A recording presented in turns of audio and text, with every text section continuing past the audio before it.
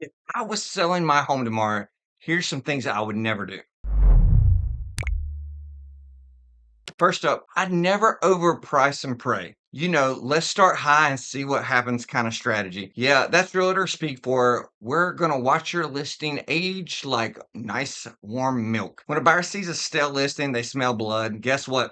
They're not coming in at full price, they're coming in low. Price it right from day one. You actually have a shot at multiple offers instead of multiple awkward price reductions.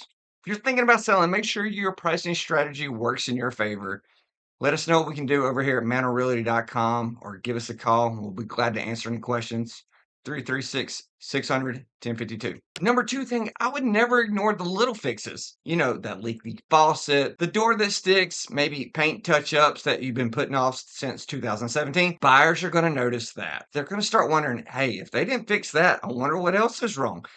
Fixing the small stuff can save you from losing big negotiations later. If you want my quick fix before listing checklist, hit me up, shoot me an email, or give us a call. Number three, I would never hide junk in the closets and hope a buyer wouldn't notice it. Spoiler alert, they're going to open your closet doors and they're going to look that you're storing bodies in there or whatever else and assume that your house doesn't have enough storage. Declutter like you're moving tomorrow because you might be. If you need staging tips that don't involve renting a storage unit, just give us a shout and be glad to help you out.